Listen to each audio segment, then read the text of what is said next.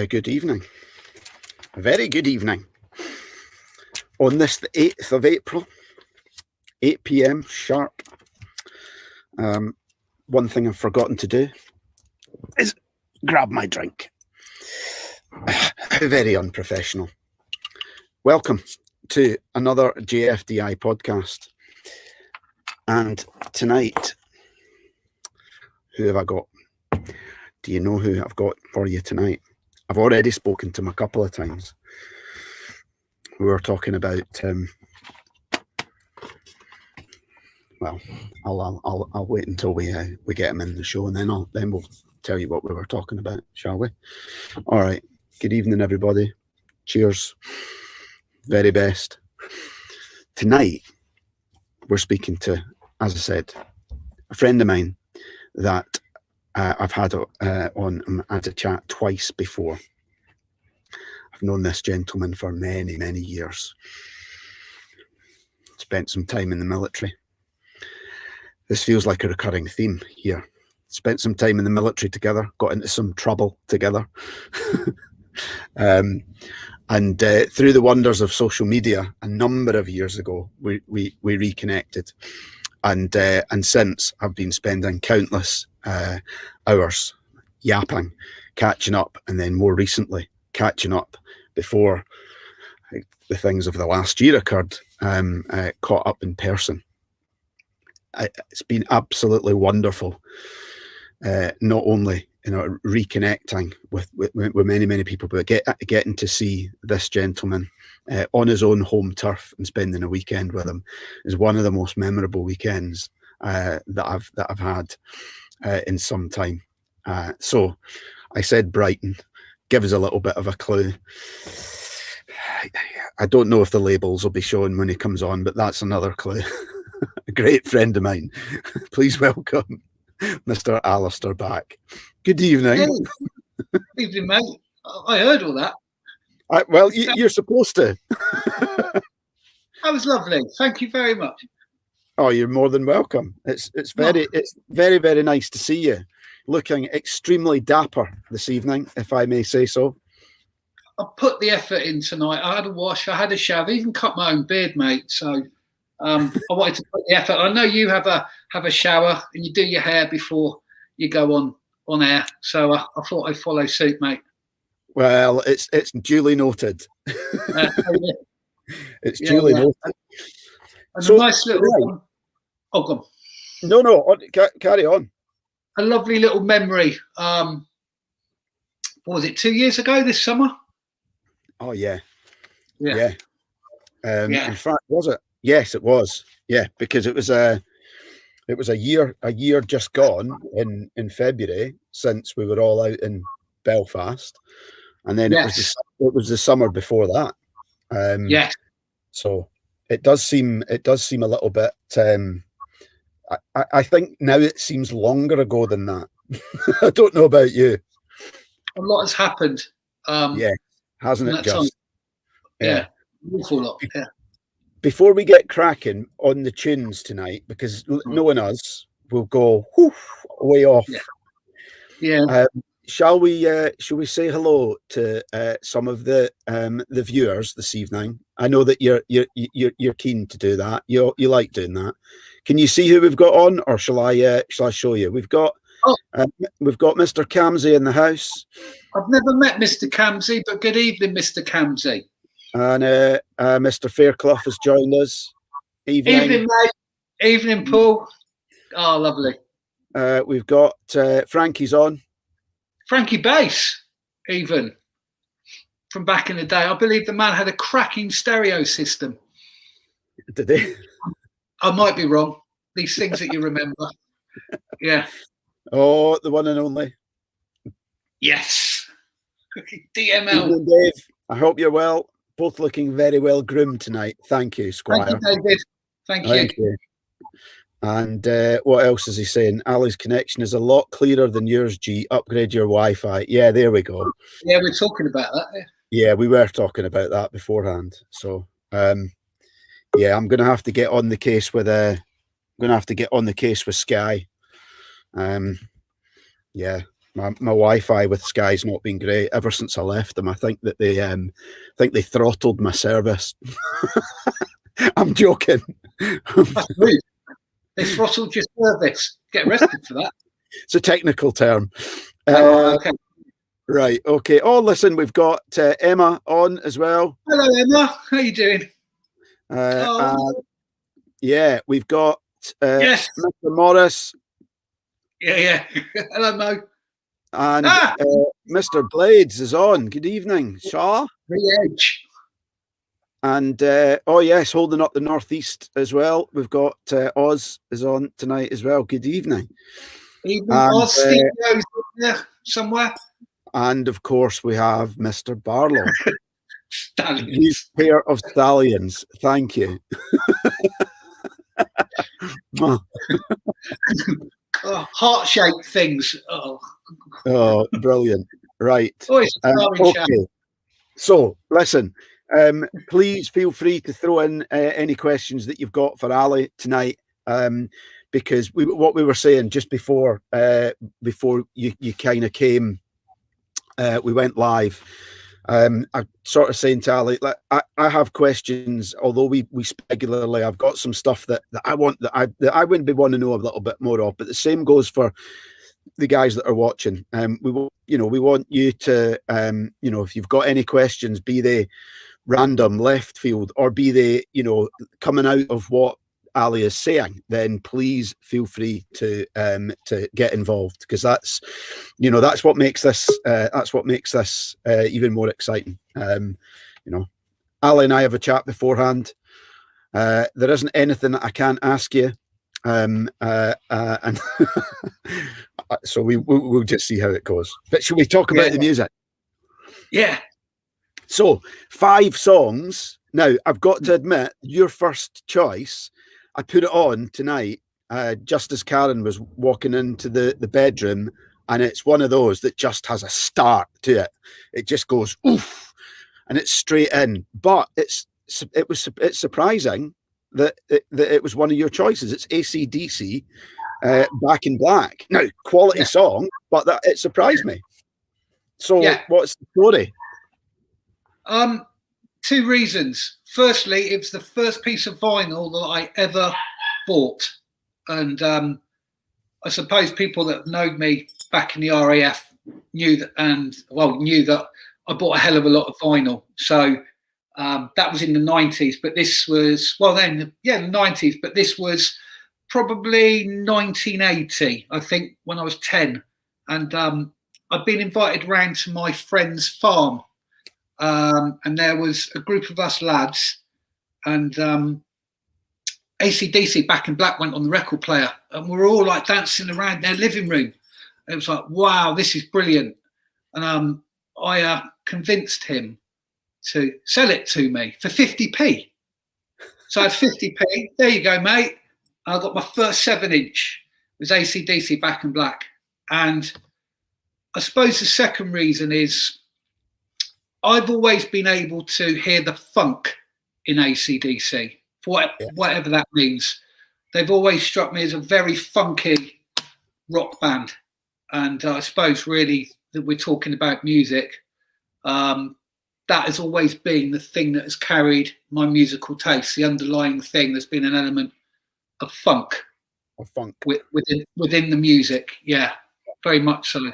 And so that was my first exposure to some music, and I didn't come from a household where there was music on all the time. It was very limited. There was a really nice record player that my dad had. It was had weighted arms. He had the cleaning fluid. He had the brush. I wasn't allowed to go near the bloody thing. But I always remember when he got his very limited record collection out, and there was 3 types of. Well, one of them wasn't even music. It was the sound of steam engines. The Great Western Railway had about 3 albums of these trains. Like, oh, this is like the Flying Scotsman. It's like, great, Dad. Cheers. Loving it. But James Last and Bert Kaempfert were 2 of my mum and dad's favourites. Very rarely did the music go on. I think there was headphones, some old Sony headphones that probably my dad would have worn. listening to the records. All plugged in. Big massive jack. Huge. They're actually like brain, and they had like these little switches for mono and stereo on the side. Yeah. And then they had these disco mix compilations on vinyl, which were brilliant. It was it's things like Knock on Wood and all that kind of stuff. The real kind of high energy stuff. But my mum and dad would have been of a certain age when disco really hit the UK, so they would have probably heard it when it first hit, the radio, the places that they were going. Not that they were great kind of musical aficionados. So the music was very much to one side. We're more of television. That was our thing. But that meant that actually anything to do with music that I eventually got my hands on was a bit of a novelty for me. Yeah.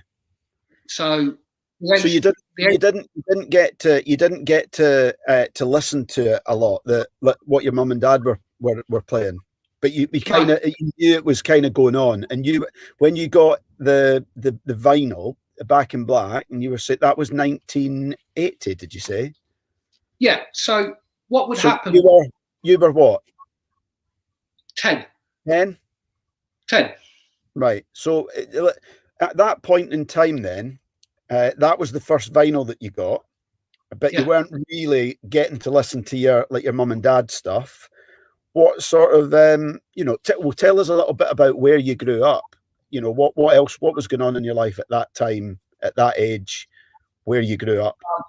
So I was in. I wasn't that far from Glastonbury actually. So if you draw a line from Glastonbury Tor all the way out to the coast, I was kind of like 2/3 of the way towards the coast from Glastonbury on the Somerset Levels, right on the edge of it. So, it's musically, it's not the greatest place in the world unless you like the Wurzels. If you like the Wurzels, you're in the right area. But I suppose what happened was that I was thinking about this. The first thing that I got, the first bit of musical equipment that I got, which meant that I could be kind of out there listening on the radio to other music, was a transistor radio in the shape of a John Player sports car, racing car, black and gold. Yeah.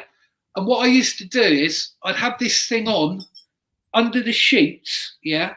It's like a 10, 11, 12-year-old listening either to Liverpool playing in Europe on Radio 2, John Peel, Annie Nightingale, Janice Long, and some other radio presenters I don't want to mention on this, early days.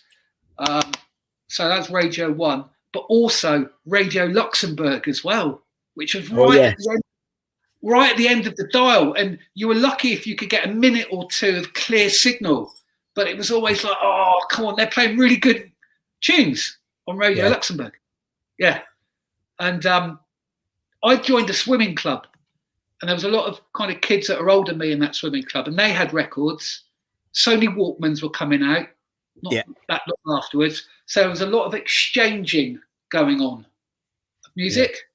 Yeah. And in the playground, when I eventually got to secondary school, there was an awful lot of that, because my friends, they lived in the holiday area on the coast near where I lived. So the kiddies coming from Manchester, London, Birmingham, they were bringing all of this music down that we were just lapping up, all these kind of electro, kind of breakdance, all of that stuff. Yeah. Just all sorts. And that was our route in, mate, to be honest with you. So it's a radio, and it's also swapping the music in the school playground. So that's what was going on. And funny enough, I said there wasn't really that much going on. So what was it? How were you swapping it? On tapes. So we'd have a tape. All tapes. All tapes. So what would happen was a kiddie from Breen or Barrow, where the holiday camps were, he would come into school because he would have been given a tape by one of the kids that had visited from one of the cities, and he got this tape. He'd bring it in. We'd listen to it on our Walkman. We'd go, can we borrow that for a week so we can tape it? We'd borrow it. We'd have a copy. We'd give the original back, and that was our little system of sharing music, mate. It was brilliant. So there wasn't any money changed hands then. It was all just goodwill and sort of like borrowing stuff. Absolutely. I think the only thing that you were expected to do was to match the quality of the music with, one of your offerings. Yeah, and I find that fascinating because I've watched a lot of the sort of hip hop documentaries on Netflix and stuff like that, and going back to the days, in the States where, like in New York and like on the West Coast, they were doing the same kind of thing. But the very astute boys in the hood were all these tapes they were doing exactly the same thing, but they were charging like $10-$20 a pop for all of these tapes. It's really interesting that everything, where you were, it was all jolly good show. Yes, just give us the quality back. Yeah, don't get me wrong. We did have record shops, where you'd have to part with the money. But our thing, that you wouldn't get that music in the record shops then at all.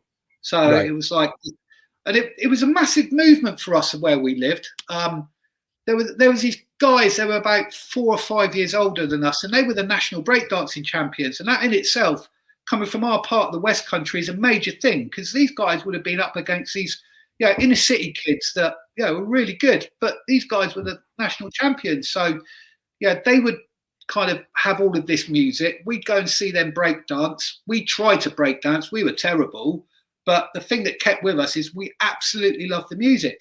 And ironically, the clothing thing that I got into a lot with my mates then was probably starting at that time. You got quite self-conscious about your style, your tribe. So it was like the Nike Windrunners, Kappa ski jackets before Kappa became a bit of a no-no. It was Puma trainers with fat laces. You'd have jumbo cords. In your Farah trousers, you'd have little slits up the side, so they used to go like that. You'd have a head school bag. And like, you thought you were the nuts, mate, honestly. And there's all your mates dressed the same as like your own little posse. And that's how it rolled. That's what we all got into. And the reason that I thought I'd ask you to go into that a little bit more is that we talk a lot about community, right? A lot about community. And there, from a very early age, shared interest in clothing, but not charging each other, exchanging things and making sure that everybody's sorted out with music and looking after one another and all sharing it, all being part of that experience together, right?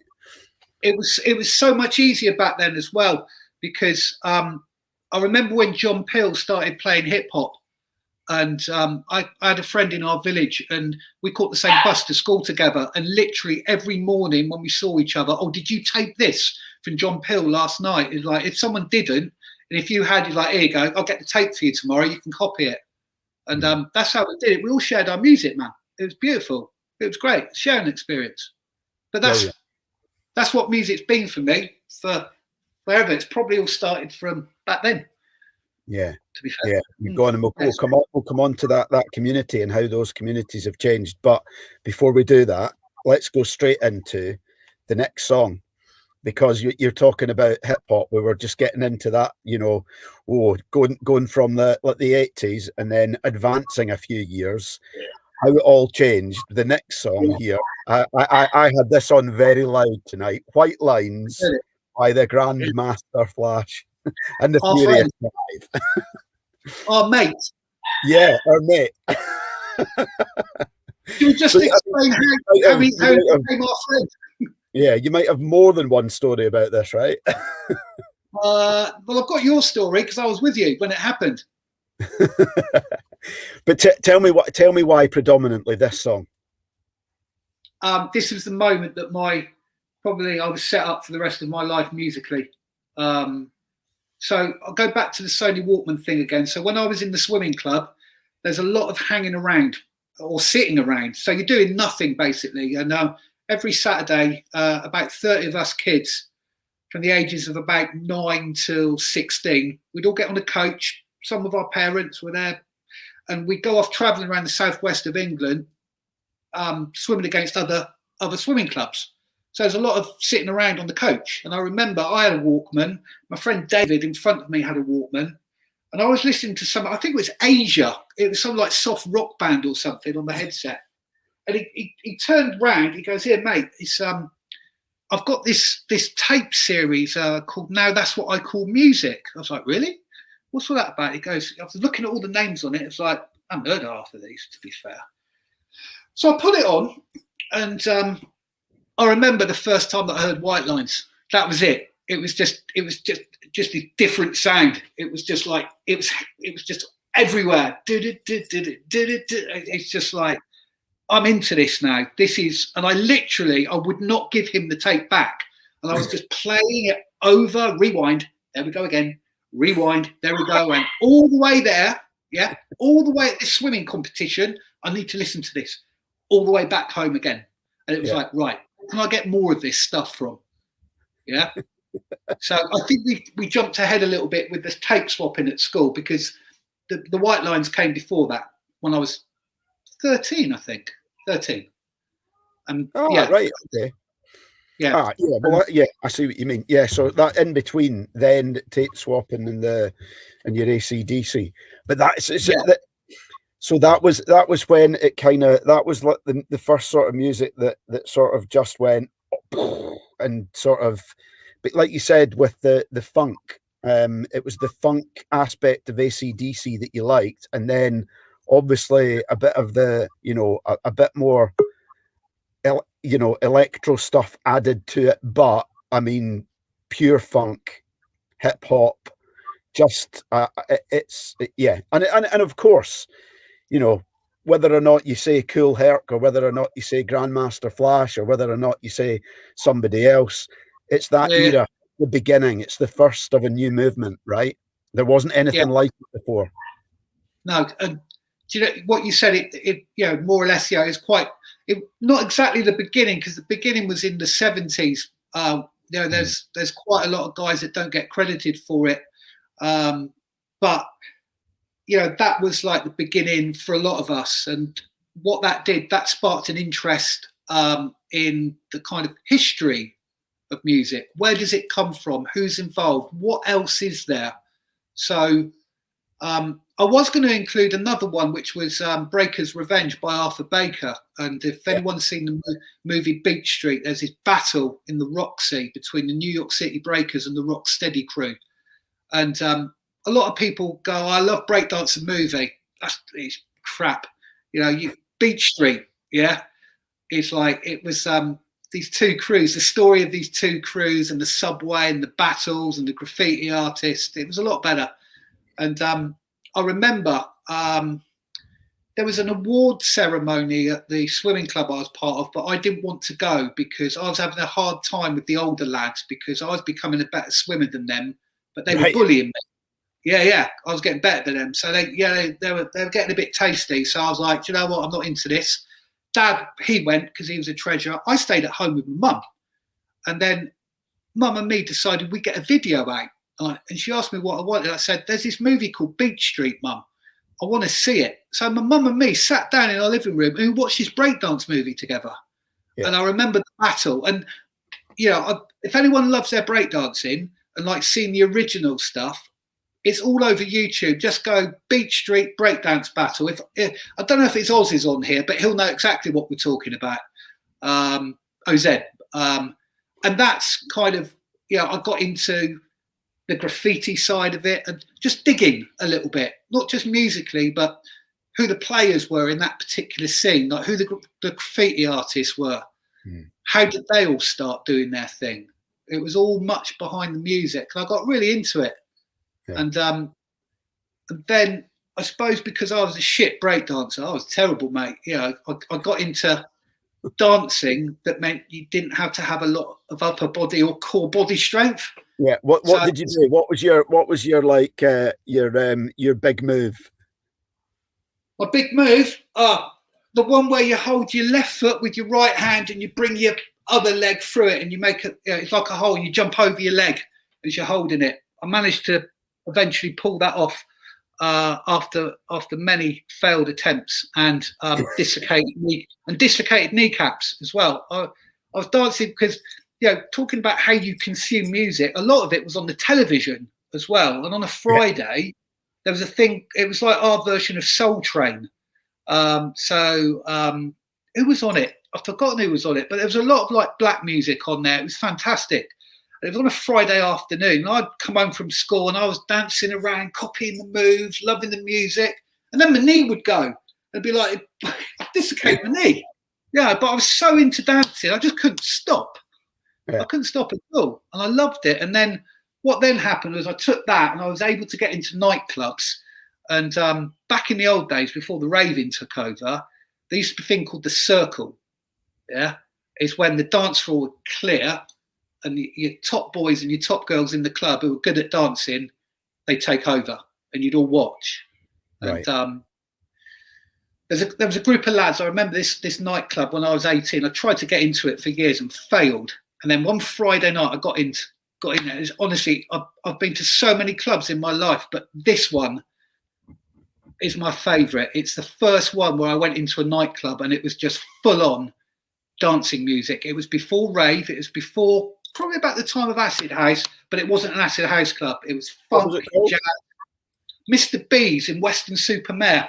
Literally, you wouldn't credit it having this club, but it was a DJ. It was called Martin Eccles. He was absolutely fantastic. He was a DMC finalist, so he could do all the scratching.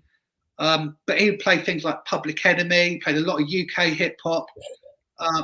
Voodoo Ray, when that came out, he'd mix that in. Guy called Gerald. All of that. Bit of acid jazz, James Taylor Quartet. There's a funk element going through that. And I remember the night that I got into this club, I was working at Pontins. I was in the camera shop selling films and doing prints. And I got friendly with this older girl and this lad, and they said, "Right, we'll go to Weston-super-Mare for the night." It's like, brilliant. And I'll probably get in because you're a bit older than me, so I can go in with you. Anyway, we rocked up, and this lad, he had paint on his jeans, and the bouncer said, "Sorry, mate, you're not coming in." So this girl and me, we were ready to go in, and then we thought we can't leave him, so we literally went around Weston-super-Mare trying to find a pair of trousers at like 11 o'clock at night that he could put on that weren't covered in paint. And we found a couple of guys that are just on their balcony having a cigarette or a drink. And we said, "Guys, I hope you don't mind, but can we borrow your trousers? Because we want to get into Mr. B's nightclub." And they were like, "Fine, chuck them down, put them on." So there was a bit of effort to get into the club. But man, when I got in there, it's like it was jumping. Absolutely. It was full. Yeah, it was a low ceiling. There was 2 rooms, DJ in the middle, split dance floor. I remember seeing these guys dancing. If Marky Patterson sees this, he'll know exactly what I'm talking about. As you might, they were called the floor technicians. Yeah, with the spats, the jazz dancers. Now, those guys, if you ever saw a jazz dancer in a club that could do it properly, they're at the top of the tree. Yeah, right. No one can touch them. Not even the guys that do the Vogue dancing. There were a couple of them. Nowhere near. The jazz guys were the bollocks, mate. Honestly. And being into dancing, it was like, shit, I want to be like that. I want to be able to do what they do. So when I got to Buchan, I was fully immersed in even at Swinderby. Go home for the weekend. I'll go to this club and dance with my mates. We do our routines, listen to the music. And then when I got to Scotland, when you what on earth? Here's one. So all of this, right? This is amazing. All of this music. What on earth possessed you to join the RAF then? Nothing else to do where I lived. Honestly, mate, I wasn't studious enough to go to university. Nothing. I wasn't studious enough. So you genuinely joined the RAF because you had nothing better to do. Yeah.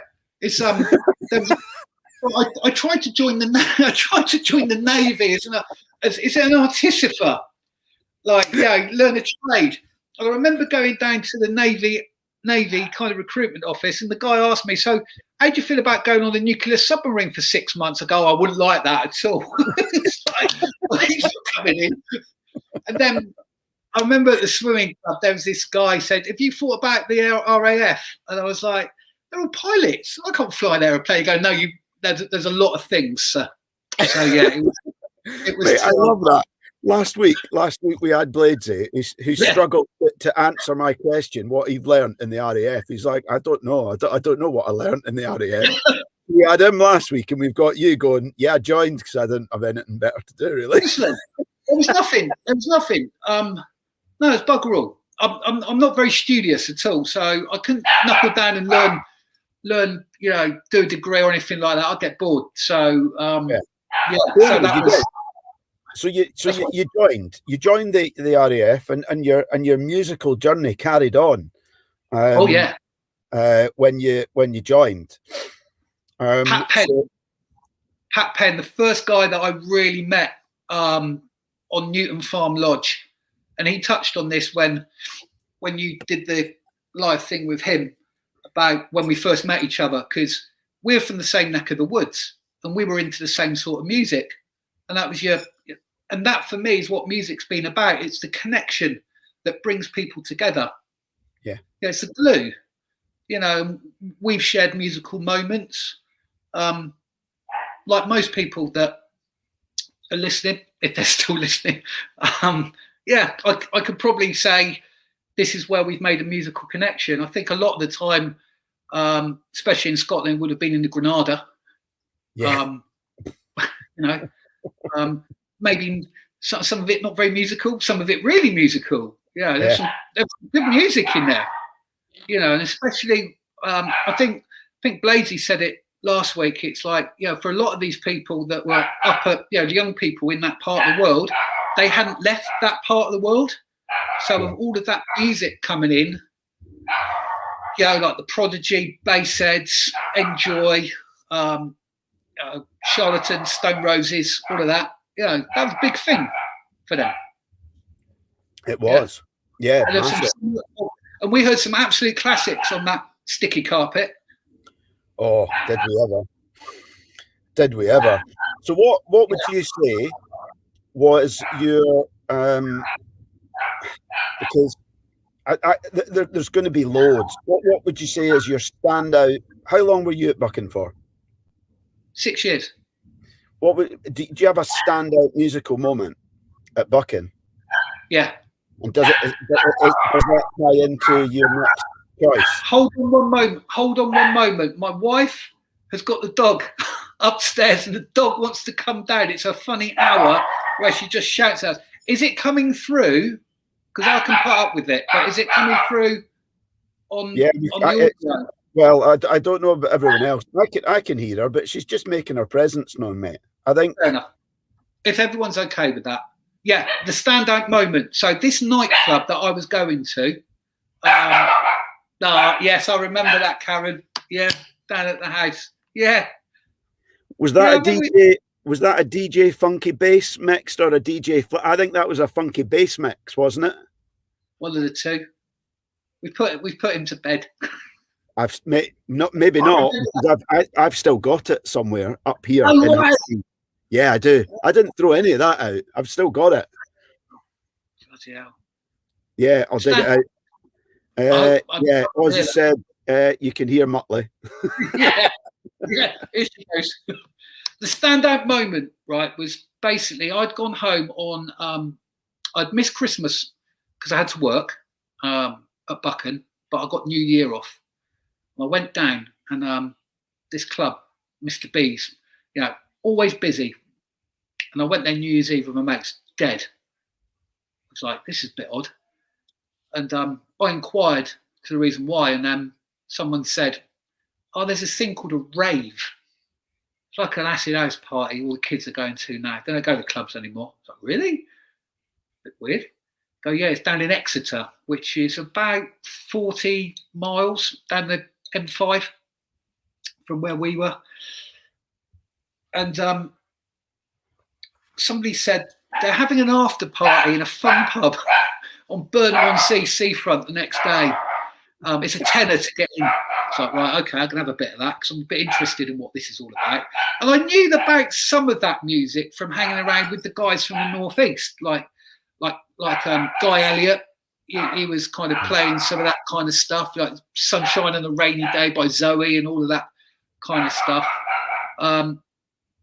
But I went to this fun pub the next day and listened to it.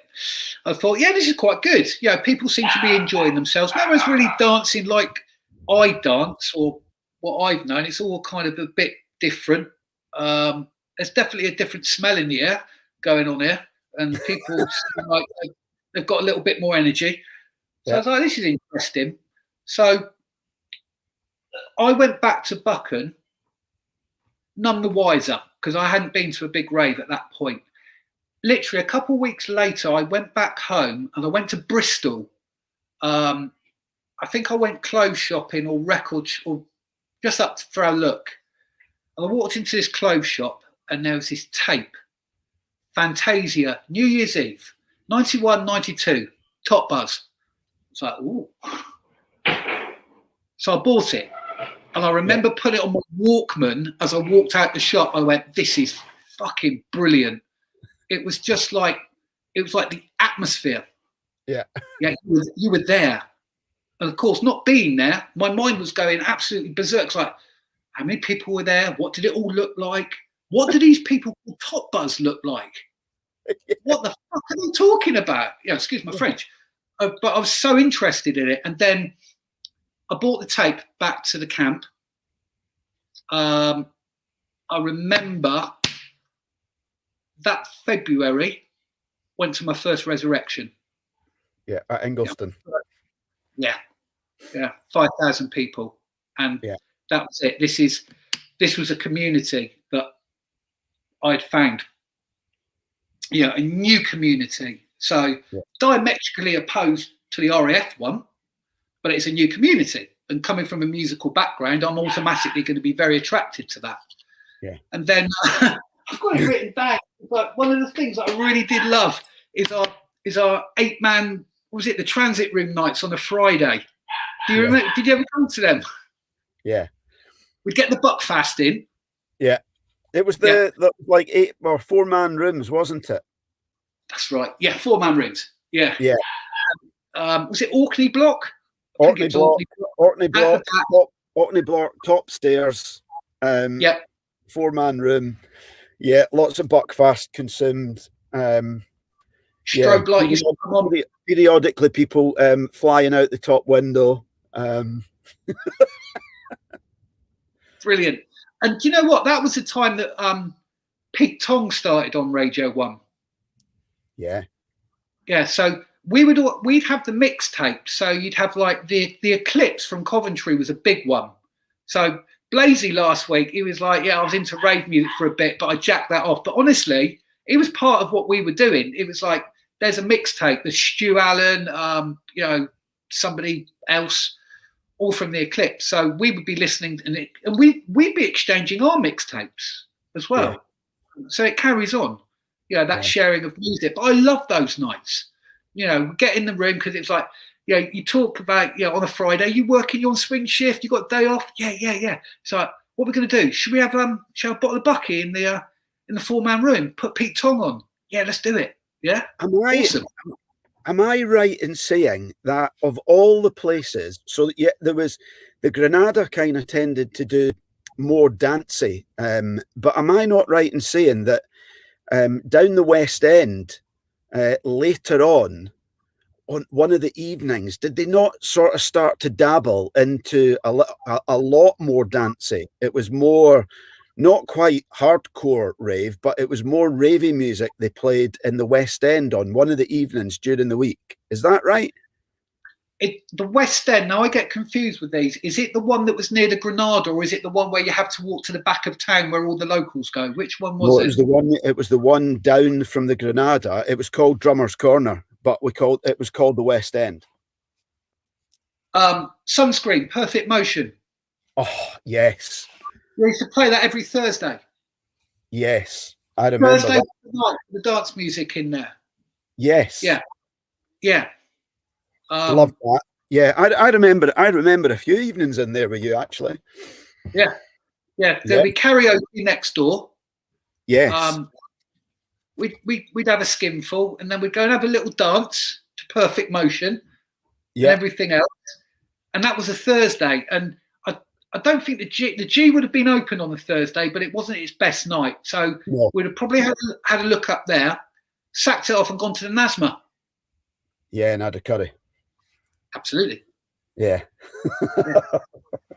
Oh, Oh dear, I What's the tell you, we should. Do you know that? I think that might be the first time. The first time we've mentioned that. We should have a wee share and a big shout out for our man Hans, shouldn't we? Yes, Um, absolutely.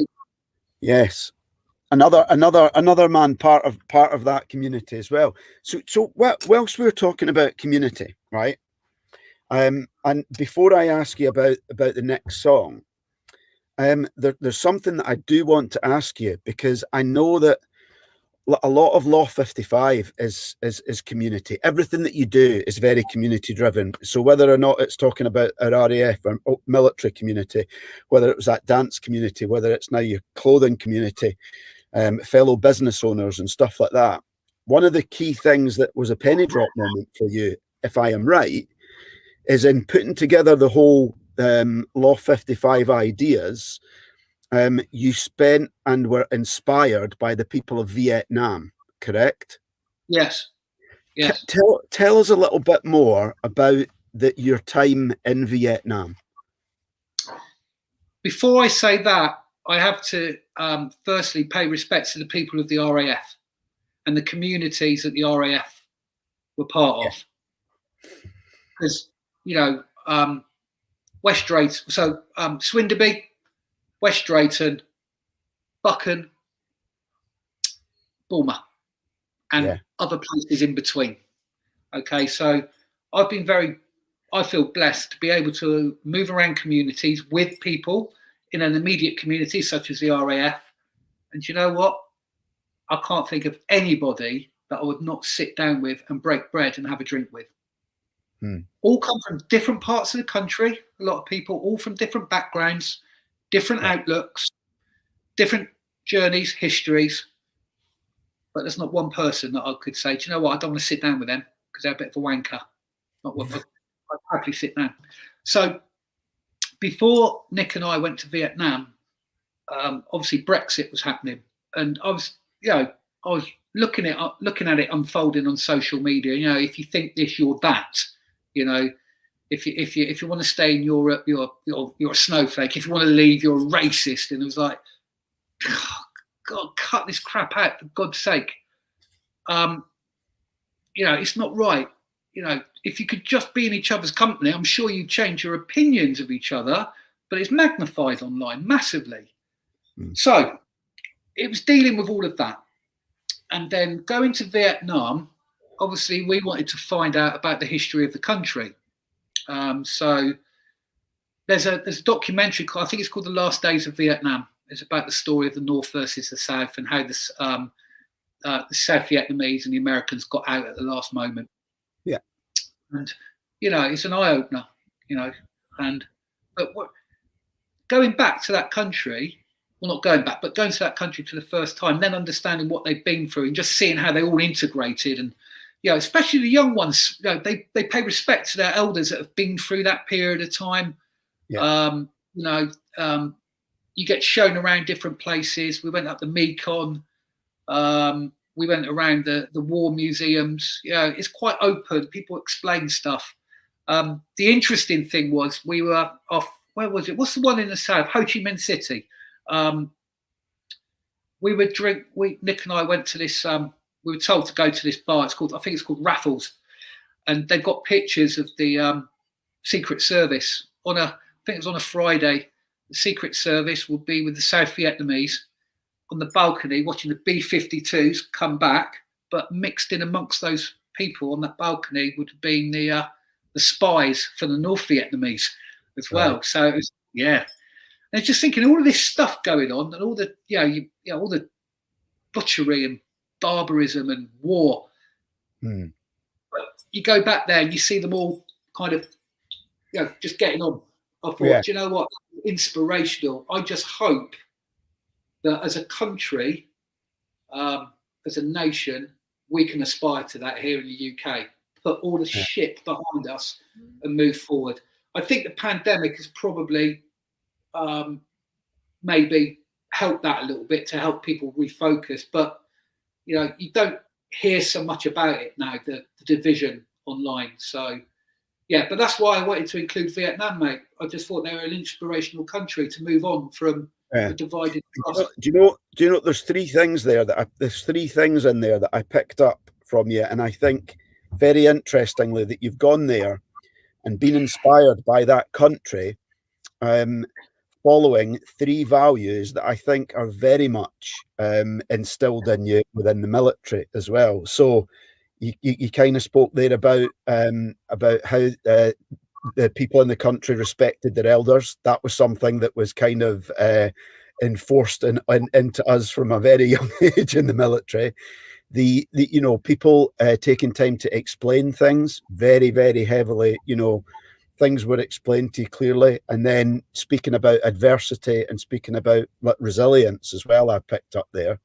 All of those things kind of really kind of hammered home to us from a young age with a military family, right? Yeah, absolutely. I think, the explanations bit, we got really friendly with two of the tour guides. Henry, lovely fellow. I drank snake soup with him. A lovely bloke, Not and blood, no. not blood, no. Snake wine. Ugh. Snake white. Snake wine. And Blue Sky, the girl as well that we met over there, just so friendly. And I know it's their job, but they take they're very professional at what they do, and they show you things and they show you around, and it's just done in a really nice way. And you get to find out about little quirks from people that are really involved in what they do as a living. So Blue Sky was explaining that a lot of Vietnamese girls, they have they want to bleach their skin. All right. Wow. Yeah, which is quite interesting. So so going a little bit deeper, she did send us to a really bad massage parlor though, where they literally did us over, Nick and I, and I think the two masseurs.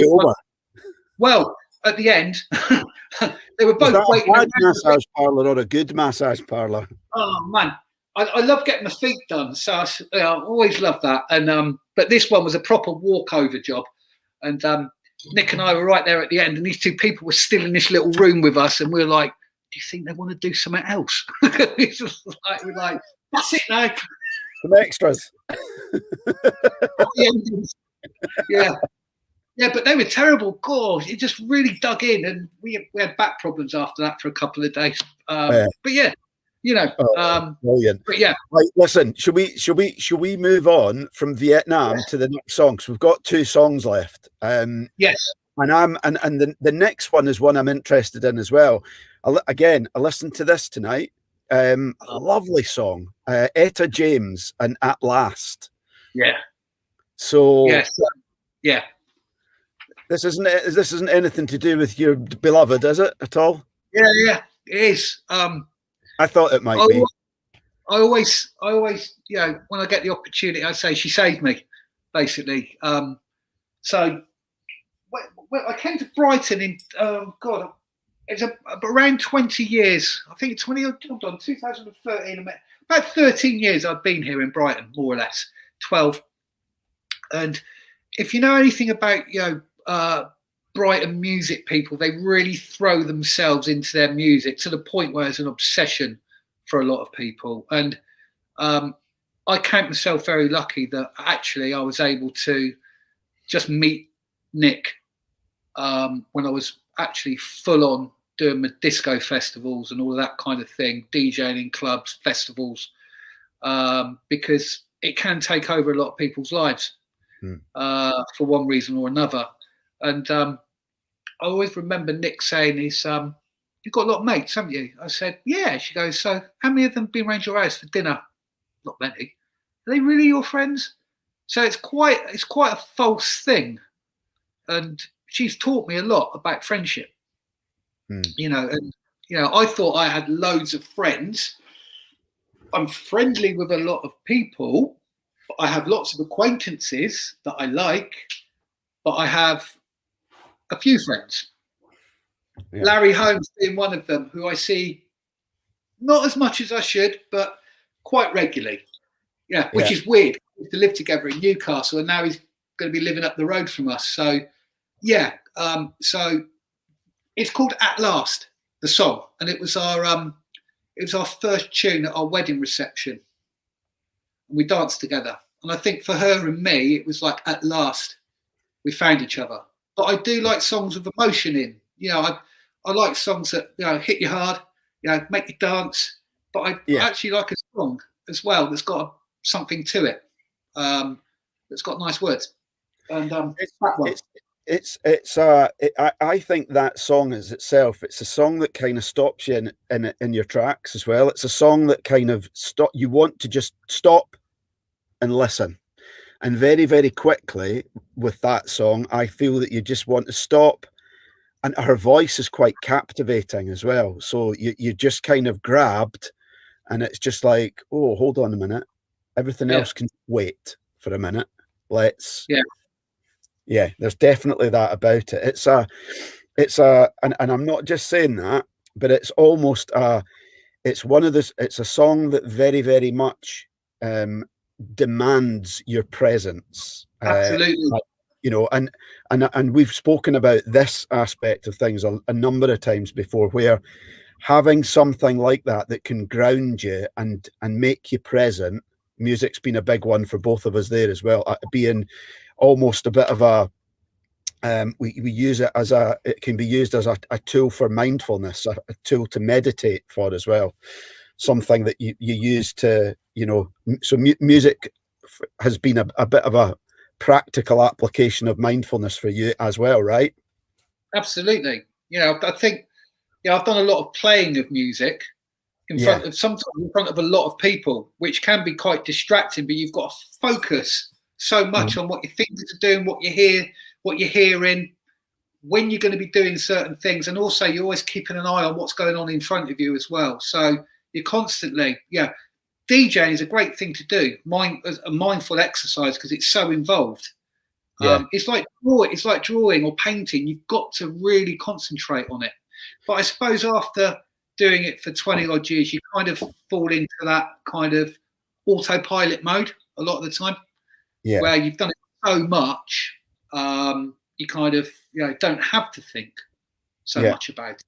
But if anyone's thinking, an activity for, even if anyone's got young children here that think, well, what activity can we get them to be a bit more mindful? Be like, man, get them a set of little turntables and that, and get them to practice. Everyone loves music. They could put their headphones on. You're not going to hear bang, bang, bang, all of that. It's give it a go on that. See what happens. You never know. It's a great thing. Music. It's good for the soul, and also it's a skill to be able to play it, and it takes concentration. What's your most memorable experience DJing yourself? Is there a DJ Funky Bass set or a DJ Flex set? What's the one? What one stands out? What occasion stands out the most? That's a great question, man. For many different reasons, but I think purely from, if you want to use the term, the planets have aligned. I got a gig with the English Disco Lovers at a festival called Shambhala a few years ago, and it was in the disco tent. And I don't mean Boney M kind of disco. I mean proper thoughtful, black New York, funky edits, almost Virgin on the House thing. Proper like good stuff. Not that Boney M's bad, but it's real like thoughtful stuff. Mancuso style, are we talking? Yeah, a little bit. Yeah, a little bit. A bit more kind of pacier than him, but yeah, you get it. And I remember we had the top slot on the Saturday night. So if anyone's been to a festival and knows what goes on at these gatherings, Saturday night is peak time basically.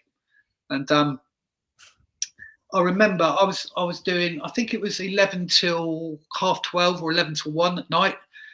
And the guy on before me, what basically happens is that you get certain equipment that you can use with certain tracks that are produced. That means that your mixing is going to be absolutely spot on, and you can like really smash it out the park, because you've got the software that's controlling the beats that makes it all in sync.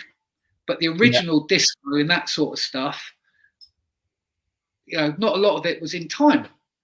And this guy was playing literally about 10 BPMs up the scale from where I was going in. So I had this right dilemma. I had this packed tent, Yeah. about 100 people, and I'm thinking, I've got an hour and a half, 2 hours, right, to do my thing. And I was going to work up to this speed.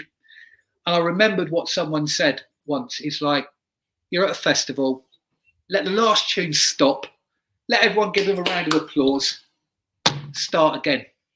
Yeah. So we finished on a high, I brought it right down, and then just did it like that all the way. And just watching everybody dancing, not watching the DJ, which was amazing, because it's not about that. It's just you're facilitating an experience for people, and people dancing together, people waving at you, shaking your hands under the turntables. Nick was there with me. We were all having a great time. And that probably is like, I know what it feels like now to catch that professional DJ bug, because I would imagine for a lot of DJs that was their normal, summer every weekend. Yeah, and that's also something that you really appreciate yourself as a consumer of music. I remember you telling me a story about going to see Greg Wilson, and just the way in which he commands the audience and just paces it right from start through. Yeah, we went to there's a place called Stenning near here, a really, really beautiful kind of town village. And Nick and I were coming back off of holiday, and we were looking for things to do when we got home. I just saw Greg Wilson, Stenning. So, what? We got to go to this. This is going to be different. And so we rocked up in a taxi from Brighton. Took about half an hour. Lovely summer's evening. Literally, there was a marquee where Wilson was, and there was a smaller marquee where the bar was. So everyone is in the bar when we get there. There was a warm-up DJ. I felt so sorry for him. No one was bloody interested. So we're all drinking, meeting the locals and all that. And then Wilson started. And I said to Nick, and I said to the people we want to get here right at the beginning, because what he's going to do, he's going to empty that bar of all these people, and they're all going to come in this tent. And they did. It was a masterclass. Yeah. In just programming and pacing music. And literally by the end of it, it's like the best ever wedding reception vibe you've ever been part of. It Brilliant. Was cool. The music was great. And totally kind of, because he was done to death down in Brighton for a few years. It was always Greg Wilson. It's like, not him again. Always great parties, but it's a bit overexposure. So he's the sort of guy you see every 3 or 4 years. But when you see him, it's like, I know why I really love this guy and why he plays what he does. I like it because it's nice to be in the presence of an absolute genius. Yeah. Brilliant. Absolute genius. Which brings us on to your last song. And I remember this is a song that I don't think I'd ever heard this song until one of the virtual live sessions that you did on Facebook Live during the first lockdown. And it was one where I was having a few drinks. We were getting involved on Twitch, I think, and Facebook Live. And there was a bit when you were doing it from downstairs. And this was the last song that you played of the night. And I was actually out with my laptop and headphones on in my back garden, dancing to this. You were going, one more song. And you played this Talking Fish by a BBO sound. That's it. Sound machine. Sound machine. A BBO sound machine. Yeah. And it just... that was it. I'd only had I think 1.5 beers or something. I hadn't had a lot to drink, but I was just, and this was late. This was about what was it, about 1:30 in the morning by this time? It was late, yeah. We pulled a few late. What a song. Yeah, I'm just looking at all the tracks that is probably the most funkiest track out of all 5 that I've chosen. It's they're a Nigerian funk band. Well, not all of them are Nigerian. The lead singer is, I think. But this is the thing about sharing music. So a friend of mine, he's a great DJ. He's got to go at producing. He's been on an Andy Weatherall compilation. Lovely, lovely chap. Very kind of humble with it. But when we were knocking about more, he would always be sharing music. He had a lovely Sunday morning show on our local radio station, and he was always sharing. I remember him saying, you don't go and see much live music, do you? I went, no, not really, because I'm more about the experience rather than watching someone doing it. And he goes, oh, you'll love this lot. And so we went to see him at the Dome in Brighton, our first time with a Bibio sound machine. And subsequently, we've seen them 3 times now after that. I think it's 3. Twice at the Dome and once at a festival called Latitude Festival. Oh, yeah, I remember that. Yeah. Latitude, they call it, because it's quite a middle class. Yeah. Cassandra and whatnot all go there. And yeah, a lot of money floating around. But, great festival. And a Bibio sound machine were the surprise act on Sunday morning of all times. It's like, and if you've heard their music, it's like, they're not a Sunday morning band, they're a Saturday night finisher. But anyway, so Nick and I got up nice and early. We trundled down to the front of the stage. There was a couple of people just lying drinking Pims and, being all middle class and all that. And we got right up to the barrier, and there was this lady right next to us, older than us. And we're just talking about, have you come to see the band? She goes, oh, I love them. I was like, so do we. We've seen them twice already. And literally, they came on stage. The field was about a third full. And that field could hold a good few thousand people easily, like 10,000 or something. Yeah. And we were dancing and we were like waving out. And we were like your biggest fans, guys. And they were like, yeah. It was like, yeah, the band. And we looked around. And literally, the field was absolutely packed.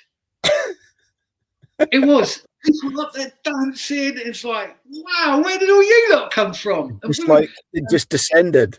Yeah, it was lovely. The only time that I've ever been in a crowd that size at a festival was when we went to Tea in the Park, and I remember Skunk Anansi playing.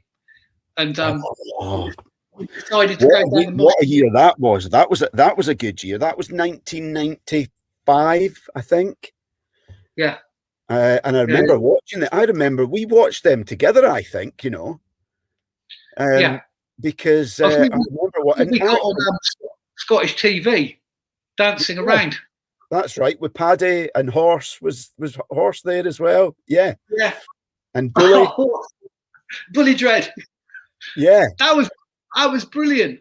I love that festival. Loved it.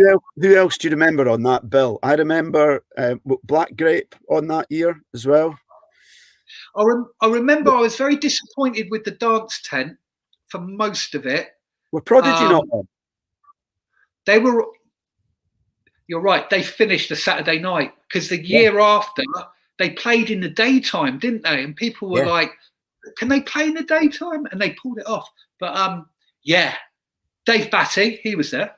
Dave Batty, yeah. Dave Batty. Yeah, that was something. That was amazing. Something. Crikey, them were the days. Listen, you can go into the sports centre and have a shower. How cool is that? Yeah. Oh, those were some days. Listen, we could. I know if we carried on talking about this, we could go on talking about it for hours. But I do have one last question for you, and then we will pick up in the green room, and we will continue this. But I've got one last question for the audience, okay? And because this is my show, I'm allowed to blow smoke up your arse a little bit, all right? I am gonna thank you. All right, we've not really spoken Loft 55 tonight, but thank God for that. But so first of all, what I would like to say on behalf of everybody, right? Because people will tell you this individually as well, but I think nice to hear it collectively, because everybody that I've spoken to about this, but this is very personal as well. I know that Law 55, this is another community. So aside from the clothing, I know how big the community aspect of this is, and the very personal touch to how you go about your business, the individual sort of messaging, down to the personalized cards that you put in the t-shirts. I think that aspect of community and what that you've done to kind of pull people together is absolutely fantastic. And what I would say, but it's no surprise to me that you're doing what you're doing, because as we have seen tonight, right back from in the day, you've always, and I think it's maybe another one of the things that's kind of tied us together as well, was you've always kind of walked your own path. You've never been scared to stand up for what you love, what you believe in, both your own interests and the people around you. And I've always admired that about you. And what I know, right, is that there will be people that watch this tonight, or they watch it back, that will be quite inspired by your journey, and some that might think, I could never start up my own business. I could never just throw in the towel of a corporate job because I wasn't, it wasn't working for me, and just give it all up and follow my passions. There will be a few, but there are a lot of people who just think that they can't possibly do that, or they couldn't do it. They don't have it in them to do it. It's not for them. They need to do this. But deep within them, they're creative people that want, to give something, but they might just be a bit scared. So and I know that that's a long-winded, but it's been for a reason, because you've inspired a lot of people in what you've done. And finally, I'd like you to offer any advice to anybody who is, bored, fed up with the job that they're doing, has got an inner desire to, just burst out with creativity and do something different. What would you say to them? What advice would you offer them? I'd say from a financial aspect to start with, because you need something to support yourself with, is start to do something when you've got a job, when the money's coming in, and do something alongside that. That's really, really important. Unless you've got some backing from somebody, or you've got some savings, not many people have that, so do it as a side hustle. What happens is, the more that you do it and people kind of comment favorably, it'll build you up until that point where you've got a fork in the road. You've got that decision. Do I continue what I do? I'm not happy. Or do I just go all in? What's stopping me? That lot behind me, they all think I can do it. They've all told me I can do it. Yeah. What's stopping me? It's me that's stopping me. I'm the only one that's stopping me doing it. And then just go all in. Yeah. We spoke about what happened in January. I had to close down my operation because I didn't want to go out to the post office, because I didn't want to be in the community lining my pockets and spreading the old COVID around at the post office. Yeah. So I closed it all down. But I had to take a risk to do that. I can't do that for much longer. Because the business won't support itself.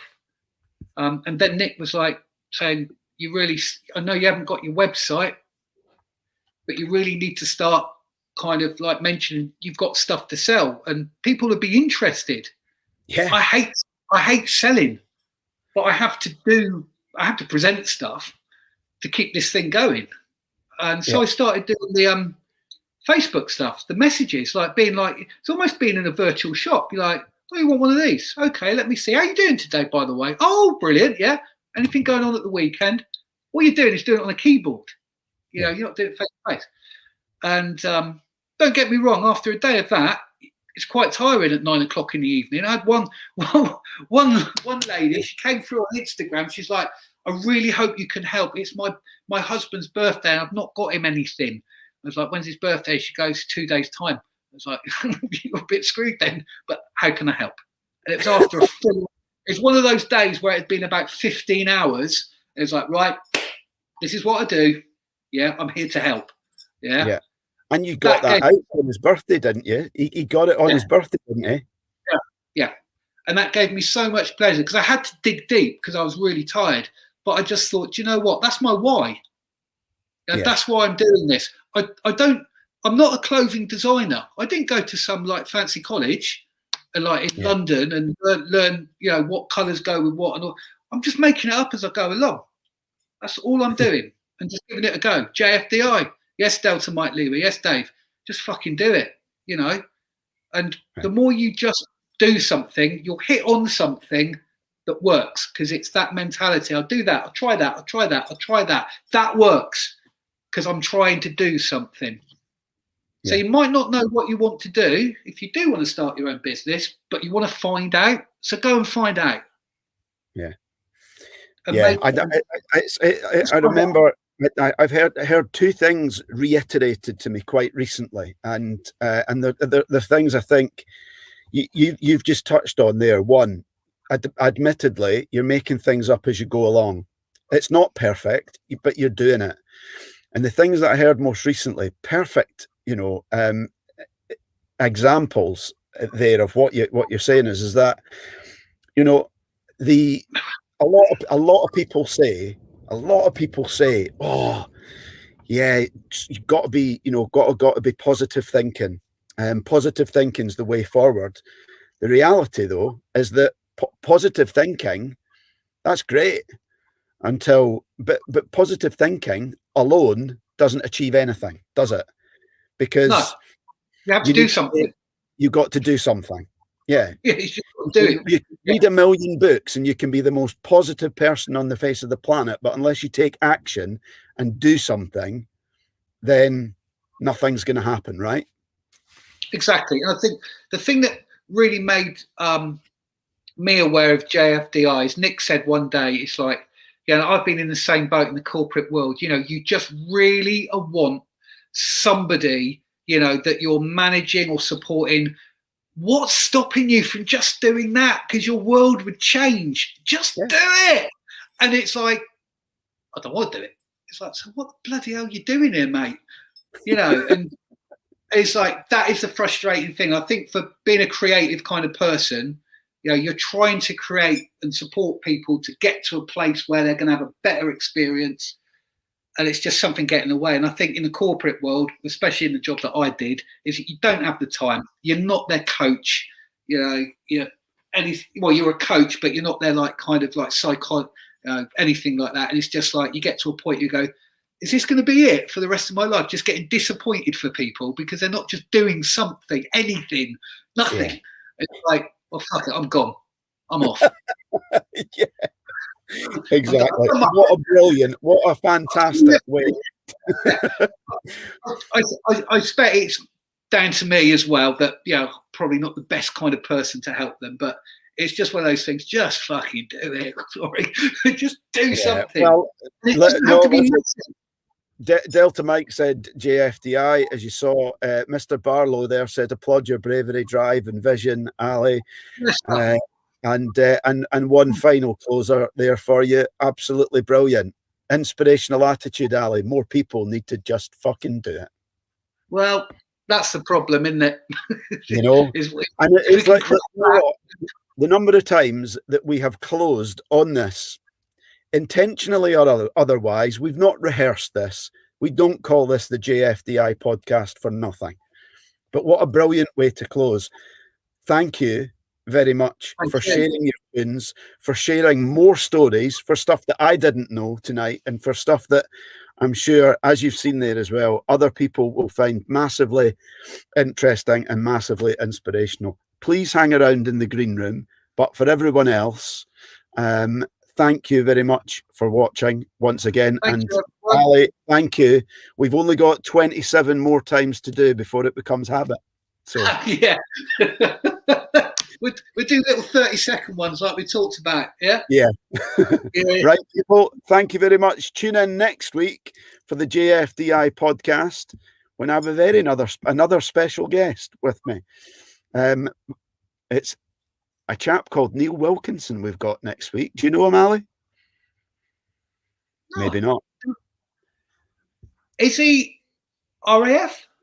Yeah. Neil Wilkinson. I will. There you go. I'll tell you about him in the green room. And for the rest of everybody else, see you later.